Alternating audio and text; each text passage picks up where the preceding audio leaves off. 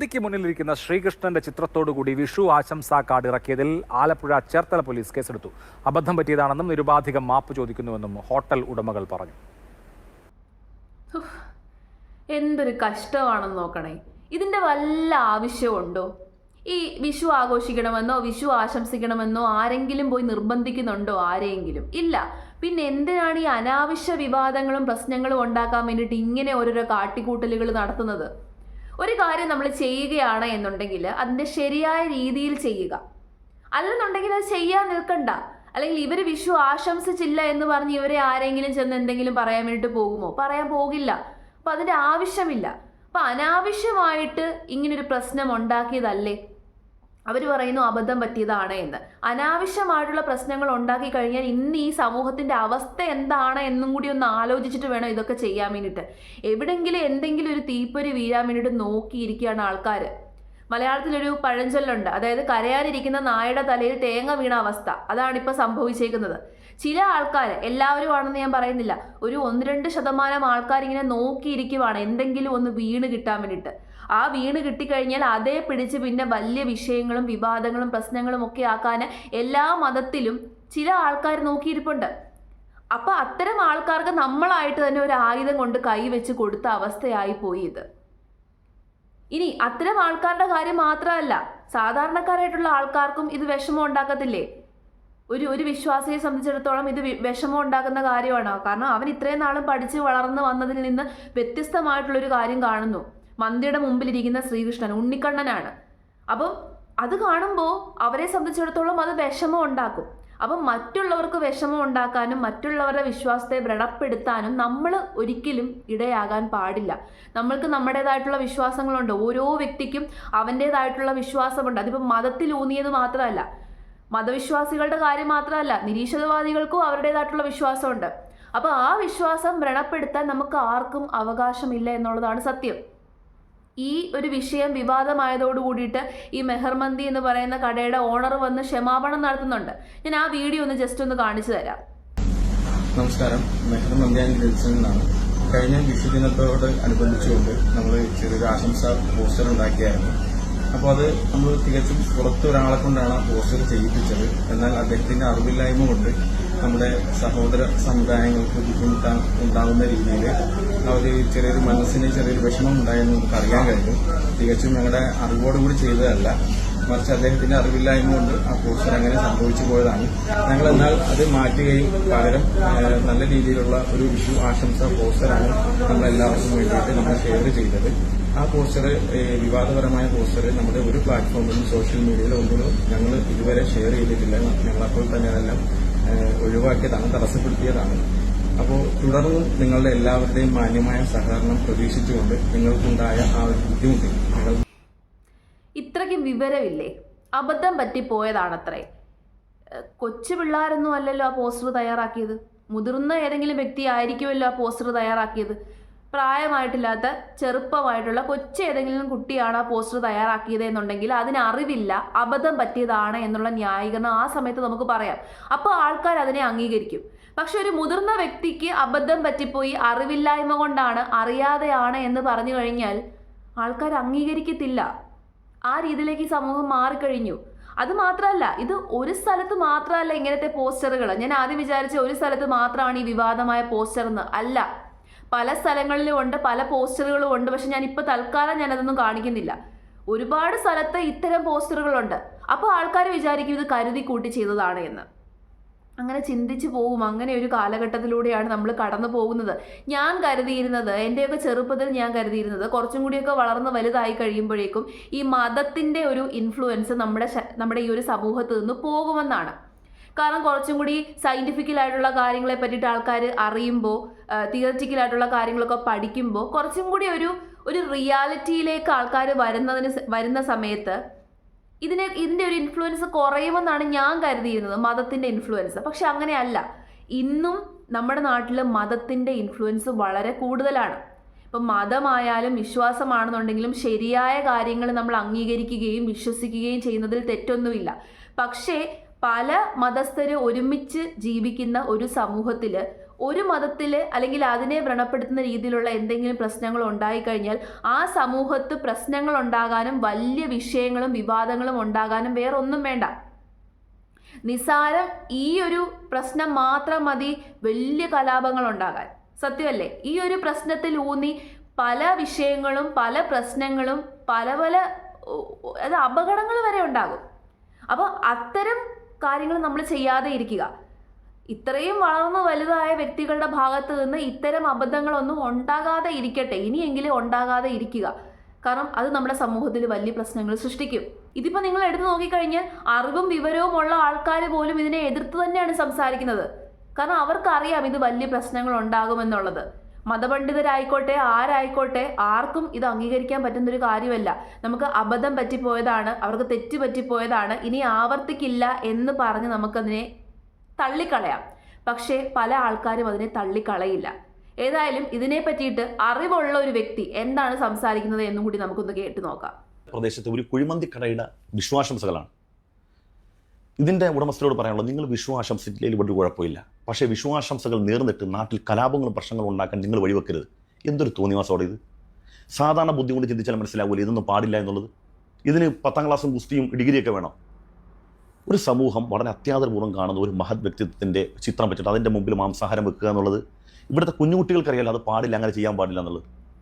നിങ്ങൾ മാപ്പ് പറഞ്ഞു, ഓക്കെ ശരി, മാപ്പൊക്കെ ഓക്കെ. ചില അബദ്ധങ്ങൾക്ക് മനുഷ്യൻ്റെ ജീവനോളം വിലയുണ്ടാകും. ഇതൊക്കെ കൊണ്ടുണ്ടാകുന്ന പ്രത്യാഘാതം എത്ര വലുതാണെന്നുള്ളതാണ്. ഇതൊക്കെ ഏതൊക്കെ രൂപത്തിലാണ് ചിത്രീകരിക്കുന്നത്? ഇവിടെയുള്ള വിദ്വേഷികളായ ആളുകൾ പോട്ടെ, സാധാരണക്കാരായ മനുഷ്യർക്ക് അവരുടെ ഹൈന്ദവ സഹോദരങ്ങൾക്ക് വേദന ഉണ്ടാവില്ലേ? അവരുടെ മനസ്സിനെ പോലും വെറുപ്പും വിദ്വേഷം ഉണ്ടാക്കുന്ന രൂപത്തിലുള്ള പണിയാണ് ഇതൊക്കെ. ഇതൊക്കെ നമ്മൾ ശ്രദ്ധിക്കണം. ആരാണ് കയ്യിൽ ചിത്രം കൊടുത്തു വന്നിട്ട് അത് പരസ്യപ്പെടുത്താൻ പറഞ്ഞു, അങ്ങനൊന്നും ആകാൻ പാടില്ല. ഇതിലൊക്കെ കൃത്യമായ നമ്മൾ ഉത്തരവാദിത്വവും കൃത്യമായ അതിനെക്കുറിച്ചുള്ള പരിശോധനയൊക്കെ വേണം. നമ്മുടെ നാടിൻ്റെ ഇന്നത്തെ അവസ്ഥ ഏതാണ്? കണ്ടത് ഇങ്ങനെ എന്തെങ്കിലുമൊക്കെ കിട്ടിക്കഴിഞ്ഞാൽ അത് പരമത നിന്ന ഒരു സമൂഹത്തിൻ്റെ തൊഴിൽ ഇതൊന്നും അറിയാൻ വയ്യ. ഇത് തന്നെയാണ് എനിക്കും പറയാനുള്ളത്. എന്തിനാണ് പോകുന്നത്? എന്തിനാണ് ആവശ്യമില്ലാത്ത പ്രശ്നങ്ങൾ ഉണ്ടാകുന്നത്? ഈ വിഷു ആശംസിച്ചില്ലെങ്കിൽ അതേ ഉള്ളൂ. ആരും ചോദിക്കാനും പറയാനൊന്നും വരത്തില്ല, നിങ്ങൾ എന്തുകൊണ്ട് വിഷു ആശംസിച്ചില്ല. പക്ഷെ ഇതിപ്പോൾ അങ്ങനെയാണോ പ്രശ്നം വഷളായില്ലേ, ഗുരുതരമായില്ലേ? കൊടി പിടിച്ച് ഇറങ്ങിയിട്ടുണ്ട് കുറേ ആൾക്കാർ. ഇനി ഇത് ഏത് രീതിയിലേക്ക് പോകും? പല രീതിയിൽ വളച്ചൊടിക്കപ്പെടും, പല രീതിയിൽ ആൾക്കാർ ചിന്തിക്കും, പല ഡയറക്ഷനിലേക്ക് ആൾക്കാർ ചിന്തിക്കും. ചില ആൾക്കാർ തള്ളിക്കളയും, അബദ്ധം പറ്റിയതാണ് എന്ന് പറഞ്ഞ് ചില ആൾക്കാർ തള്ളിക്കളയും, ചില ആൾക്കാർ തള്ളിക്കളയില്ല. ചില ആൾക്കാർ ഇങ്ങനെ കാട് കയറി ചിന്തിക്കും, അബദ്ധം പറ്റിയതായിരിക്കത്തില്ല, മനഃപൂർവ്വം ചെയ്തതായിരിക്കും, നമ്മുടെ റിയാക്ഷൻ എന്താണെന്ന് അറിയാൻ വേണ്ടി മനഃപൂർവ്വം കാണിച്ചതായിരിക്കും എന്ന രീതിയിലേക്ക് ചിന്തിക്കും. പിന്നെ ആ ചിന്ത ചെന്ന് അവസാനിക്കുന്നത് വേറെ എവിടെയെങ്കിലുമൊക്കെ ആയിരിക്കും, നമ്മൾക്കൊന്നും പ്രതീക്ഷിക്കാൻ പറ്റാത്ത സ്ഥലത്തേക്കായിരിക്കും. പിന്നെ കുറേ ആൾക്കാർ ന്യായീകരിച്ചുകൊണ്ട് വരുന്ന ആൾക്കാർ മുന്നോട്ട് വെക്കുന്ന കുറേ കാര്യങ്ങളുണ്ട്.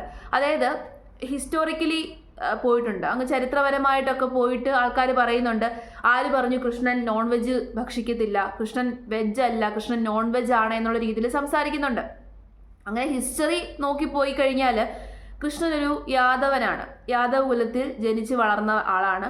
അപ്പോൾ കൃഷ്ണനെ സംബന്ധിച്ചിടത്തോളം എന്താണ്, അങ്ങനെ യാദവരുടെ കാര്യം നോക്കിക്കഴിഞ്ഞാൽ യാദവ് കുലത്തിൽ പിറന്നിട്ടുള്ള ആൾക്കാർ നോൺ വെജ് ഭക്ഷിക്കുന്നവരാണ് എന്നാണ് പറയപ്പെടുന്നത് ഹിസ്റ്റോറിക്കലി. ഇതിനൊന്നും പൂർണ്ണമായിട്ടുള്ള പ്രൂഫോ ഒന്നുമില്ല. നമ്മൾ പണ്ട് കാലത്തെ അവശിഷ്ടങ്ങളിൽ നിന്നുമൊക്കെ ആർക്കിയോളജിസ്റ്റുകൾ പറഞ്ഞിട്ടുള്ളതാണ് ഈ ഹിസ്റ്ററി എന്ന് പറഞ്ഞു കഴിഞ്ഞാൽ. അന്നത്തെ കാലഘട്ടത്തിലെ ഹിസ്റ്ററി പൂർണ്ണമായിട്ട് നമുക്ക് അറിയാൻ പറ്റത്തില്ല, വർഷങ്ങൾക്ക് മുമ്പുള്ള കാര്യമാണ്. അപ്പോൾ അത് പ്രകാരം നോക്കിക്കഴിഞ്ഞാൽ യാദവ് കുലത്തിൽപ്പെട്ടിട്ടുള്ള ആൾക്കാർ നോൺ വെജ് ഭക്ഷിക്കുമെന്ന് പറയുന്നുണ്ട്.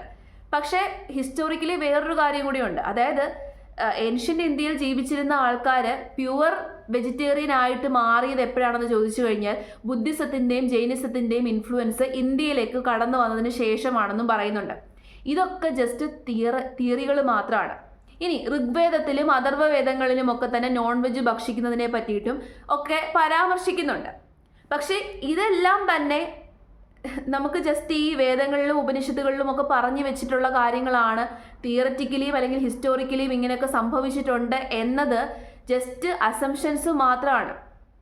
പക്ഷേ ഇപ്പം ഇവിടെ എടുത്ത് നോക്കിക്കഴിഞ്ഞാൽ ഇവിടെയുള്ള ഹിന്ദുക്കളൊക്കെ തന്നെ വിശ്വസിക്കുന്നത് എന്താണ്, ഹിന്ദു ദൈവങ്ങളൊക്കെ തന്നെ വെജിറ്റേറിയൻസ് ആണ്, അവർ നോൺ വെജ് ഭക്ഷിക്കുന്നവരല്ല എന്നാണ് വിശ്വസിക്കുന്നത് ഒരു വലിയ വിഭാഗം ആൾക്കാർ.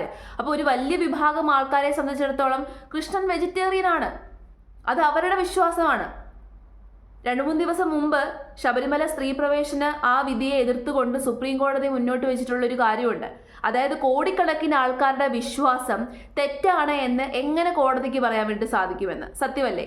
അപ്പോൾ ഒരുപാട് ആൾക്കാരെ വിശ്വസിച്ച് വെച്ചേക്കുന്ന കാര്യം അതാണ്. അവരെ സംബന്ധിച്ചിടത്തോളം അവർക്ക് ആ വിശ്വാസമാണ് ശരി, ആ വിശ്വാസം തെറ്റാണ് എന്ന് പറയാനോ അതിനെ പോയി വ്രണപ്പെടുത്താനോ നമുക്ക് അവകാശമില്ല. നമ്മൾ ഒരുപാട് അറിവുകളും ഒരുപാട് പഠിച്ച് അറിവൊക്കെ നേടി നമ്മളിങ്ങനെ പാസ്റ്റിലേക്കൊക്കെ പോയി ഈ ഹിസ്റ്റോറിക്കലായിട്ടുള്ള ഗ്രന്ഥങ്ങളും ബുക്കുകളും ഒക്കെ നമ്മൾ വായിച്ചു നോക്കുമ്പോൾ പല കാര്യങ്ങളും നമുക്ക് തെറ്റായിട്ടായിരിക്കും ഫീൽ ചെയ്യുന്നത്. പല വിശ്വാസങ്ങളും ഇപ്പം മതഗ്രന്ഥങ്ങളിൽ തന്നെ, ഒരു മതഗ്രന്ഥവും എന്നല്ല പറയുന്നത്, എല്ലാ മതഗ്രന്ഥങ്ങളിലും പറഞ്ഞിട്ടുള്ള കാര്യങ്ങളൊക്കെ തെറ്റായിട്ടൊക്കെ നമുക്ക് തോന്നും.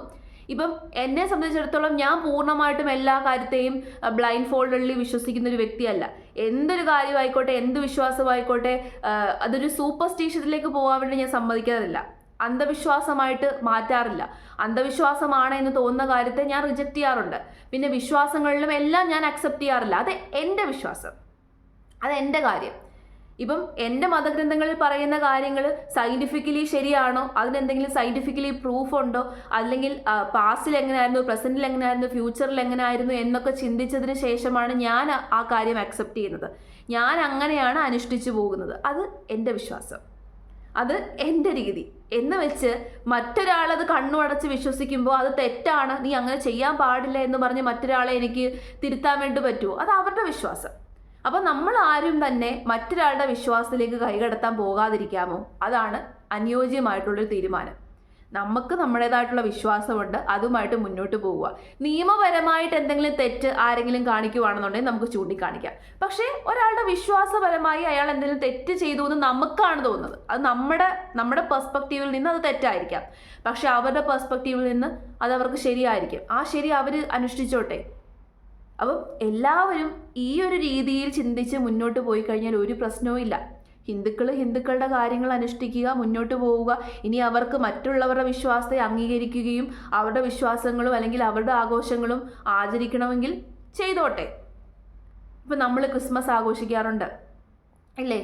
ഹിന്ദുക്കൾ ക്രിസ്മസും ആഘോഷിക്കാറുണ്ട്, ക്രിസ്ത്യാനികൾ ഓണം ആഘോഷിക്കാറുണ്ട്, വിഷുവിന് കണി വെക്കുന്നവരെയും കാണാറുണ്ട്. അങ്ങനെ ഒരുപാട് കാര്യങ്ങളുണ്ട്. ഇപ്പോൾ ഈ സോഷ്യൽ മീഡിയ വന്നതോട് കൂടിയിട്ട് എല്ലാവരും അക്സെപ്റ്റ് ചെയ്യുന്നുണ്ട്, എല്ലാം ഒരു ഒറ്റ കുടക്കീഴിലാകുന്നുണ്ട്. പക്ഷേ അറ്റ് ദ സെയിം ടൈം ഈ ഒറ്റ കുടക്കീഴിലുള്ള ആൾക്കാരെ വിഭജിക്കാനും ആൾക്കാർ നോക്കുന്നുണ്ട്. അത് മെയിനായിട്ട് അതിന് വേണ്ടിയിട്ട് രാഷ്ട്രീയ ഉദ്ദേശത്തോട് കൂടിയിട്ട് പ്രവർത്തിക്കുന്ന ഒരുപാട് ആൾക്കാരുണ്ട്. അതാണ് ഞാൻ ആദ്യം പറഞ്ഞത്, എന്തെങ്കിലും വീണ് കിട്ടാൻ നോക്കിയിരിക്കുന്നവർ എല്ലാ ഡയറക്ഷനിലും ഉണ്ട്. അത്തരക്കാരുടെ മുമ്പിലേക്ക് നമ്മൾ അറിഞ്ഞുകൊണ്ടൊരു ആയുധം വെച്ച് കൊടുക്കാതിരിക്കുക. അനാവശ്യമായിട്ടുള്ള പ്രശ്നങ്ങൾ സൊസൈറ്റിയിൽ ക്രിയേറ്റ് ചെയ്യാതെ ഇരിക്കുക. അത് എല്ലാവർക്കും ദോഷമാണ്. ഒരു വ്യക്തിക്കല്ല, എല്ലാ വ്യക്തികൾക്കും ദോഷമാണ്. സമാധാനമായിട്ട് മുന്നോട്ട് പോകുന്നിടത്തേക്ക് ആവശ്യമില്ലാത്ത കോളിളക്കങ്ങൾ സൃഷ്ടിക്കാതിരിക്കുക. അങ്ങനെ സൃഷ്ടിക്കാതിരുന്നു കഴിഞ്ഞാൽ നമുക്ക് എല്ലാവർക്കും സമാധാനത്തോടുകൂടി മുന്നോട്ട് പോകാം. അവരവരുടെ വിശ്വാസങ്ങളും അവരവരുടെ ആചാരങ്ങളും അനുഷ്ഠാനങ്ങളും ഒക്കെ ഫോളോ ചെയ്ത് നമുക്ക് മുന്നോട്ട് പോകാൻ വേണ്ടി പറ്റും. നമ്മൾ നമ്മുടെ ആചാരങ്ങളെയും അനുഷ്ഠാനങ്ങളെയും നമ്മൾ റെസ്പെക്റ്റ് ചെയ്യുക. മറ്റുള്ളവരുടേത് റെസ്പെക്റ്റ് ചെയ്യണമെന്നുമില്ല. ഈ പറയാറില്ലേ, വന്ദിച്ചില്ലെങ്കിൽ നിന്ദിക്കാതിരിക്കുക. അത്രയേ ഉള്ളൂ കാര്യം. നമ്മൾ വന്ദിക്കണമെന്നൊന്നും പറയുന്നില്ല, പക്ഷെ നമ്മൾ ഡയറക്റ്റ് പോയി നിന്ദിക്കാതിരിക്കുക. പിന്നെ ചില ലോജിക്കലായിട്ടുള്ള കാര്യങ്ങൾ നമുക്ക് മുന്നോട്ട് വെക്കാം. നമുക്ക് എല്ലാവർക്കും ആവിഷ്കാര സ്വാതന്ത്ര്യമുണ്ട്, സംസാര സ്വാതന്ത്ര്യമുണ്ട്, എല്ലാമുണ്ട്, അഭിപ്രായ സ്വാതന്ത്ര്യമുണ്ട്. ആ അഭിപ്രായ സ്വാതന്ത്ര്യത്തിനുള്ളിൽ നിൽക്കുന്ന കാര്യങ്ങൾ നമുക്ക് ചോദ്യം ചെയ്യാം, സംസാരിക്കാം. പക്ഷേ അൾട്ടിമേറ്റ്ലി നമ്മൾ മനസ്സിലാക്കേണ്ട ഒരു കാര്യം, വിശ്വാസങ്ങളെയോ അല്ലെങ്കിൽ നമ്മുടെ നാടിൻ്റെ സമാധാനത്തെയോ തകർക്കത്തക്ക രീതിയിലുള്ള കാര്യങ്ങളൊന്നും തന്നെ നമ്മൾ ചെയ്യാതെ ഇരിക്കുക. അങ്ങനെ ചെയ്യാതെ ഇരുന്നെങ്കിൽ മാത്രമേ നമ്മുടെ നാട് നല്ല രീതിയിൽ മുന്നോട്ട് പോകത്തുള്ളൂ.